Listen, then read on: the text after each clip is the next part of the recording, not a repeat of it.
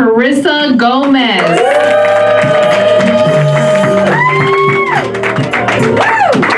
Thank you, Nishy. Yeah, I'm here. I filled up this fucking room, man. Yeah. Usually I have to rely on the voices in my head to do that, you know? Oh yeah, but I actually got real fucking people here. Yeah, come on, man. Clap, dude. Yeah. All right, yeah. Speaking of which, that is a real thing. I have schizophrenia, so that's on me. Okay, it's not you. You know, yeah. It's strange when I talk to people about it because I feel like it's an invitation for crazy. I get people that come up to me and they start telling me, "How do you deal with your mental health?" And I said, "Look, man, don't ask me, okay? Because my answer to everything would be just to kill yourself. That's because that's what I did, okay? That's what I fucking did. All right." It's not the best thing, I know. But yeah, I had someone ask me if I was medicated. I'm not medicated because I'm an interesting person, you know? I like to keep it that way. But yeah, lady came up to me, started talking to me. She was asking me, "How come you're not on your medication, you know? What if I say something that's going to trigger you and it's going to make you go on a murderous rampage?" And I said, "Well, first of all, I wasn't thinking about murder until you brought it up. It's just, you know. And second of all, Mom, why don't you just be a good fucking person, okay? You know, I wouldn't have to worry about what you say if you just didn't tell me shit that was fucked up, okay?" Yeah, I know. That's a strange thing. It was going to be Father's Day. I was actually guilting my parents into coming to this show. Yeah, because it's Father's Day. You know, why not? They owe me that. You know, I like to guilt people into coming to my show, especially my family, because I'd be like, "Oh, you're the reason why I'm doing stand up. You might as well pay for this because you didn't want to pay for therapy, motherfucker. Okay? Come on, get in. Let's do this. Show up, all right?" Yeah, these guys showed up. They're not my family, but that one is. That one right there. That's my baby sister. I love her. Yeah, I know. She used to get pissed off when I call her my baby sister. She's like, "Yeah, everybody thinks I'm 4 years old." I'm like, "No, you're not. But you do cry like a 4-year-old, okay?" It's just the way it is. We both have braces. We have matching braces. I know. I don't know why it's self-care, you know, because this is why I have the schizophrenia, okay? Because I had to raise myself, so I had to come up with voices that were intelligent enough for me to talk to, okay? That's really, you know, like, because I didn't have my parents to do that for me. And now that I'm 35, I'm, like, doing things that I should have been doing when I was 15, you know, like getting braces and shit, you know?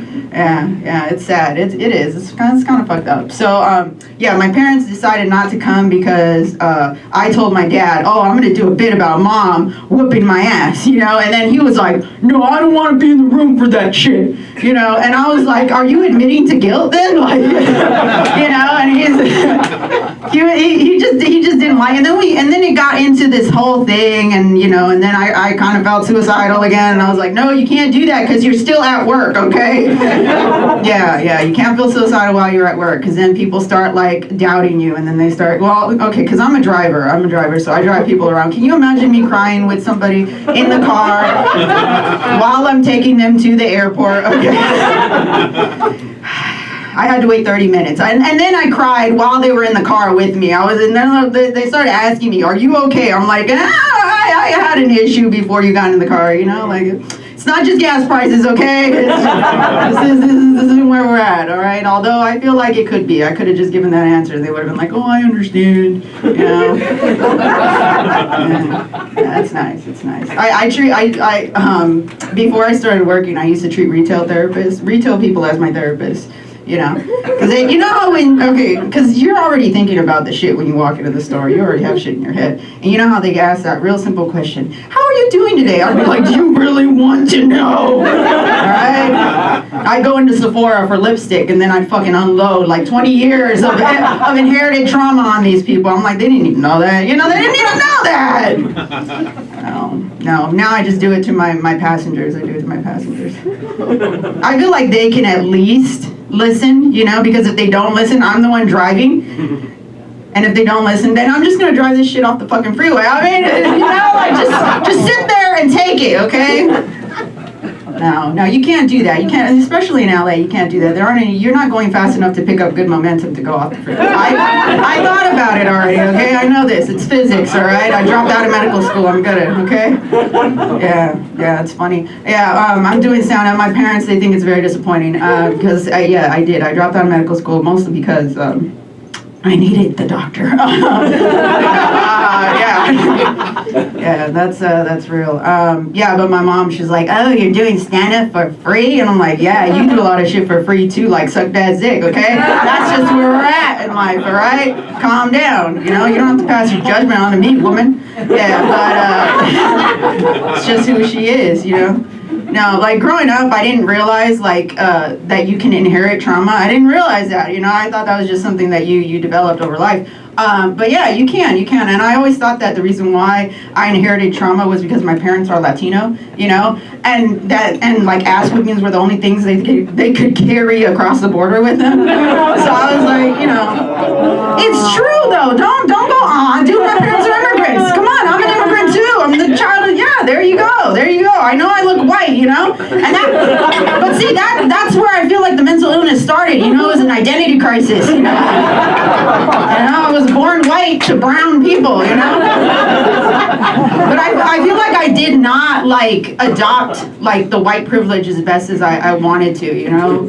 If I knew my mom was gonna be a bitch growing up, I would have cried so much in the store and like started screaming for my real mommy. I'm like, no, this is not my real mom. But no, I didn't do that. I did not. So I dealt with it. I dealt with ass whoopings, you know. And I always thought that she used to hit me because that was her way of getting back at white supremacy, you know. She's like, it's not. No, she's just a narcissist. She really was. She used to do this thing right before she'd like kick my ass. She'd look me straight in my little 5-year-old eyes, you know, and she'd be like, this is gonna hurt me more than it hurts you. Yeah. And that age, I learned how to negotiate quickly, okay? I did. And I said, well, Mom, don't hurt yourself, you know? You don't have to do this shit, you know what I mean? You just don't, yeah. And then I realized, you know, like you can't negotiate with terrorists, so that's where I'm at in life, yeah. That wasn't too bad, right? That wasn't saying bad shit. That's just telling, you know, like, I feel like my dad was in the room today. I think he would have laughed at that, you know? But, I mean, he's at home crying with him, you know, whatever, being a bitch. All right. You know, and you know, when I told him that I was going to do a whole set about my mom, I was like, that should be an honor, you know? She's inspiring me, you know?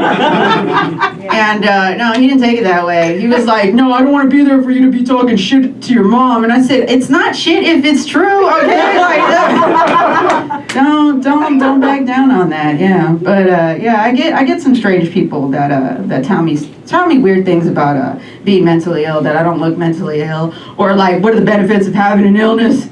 And I'd be like, you mean like driving in the carpool lane? You know, because to me, HOV stands for Here's Other Voices. And that's where I'm at in life. Thank you guys very much. I appreciate you guys.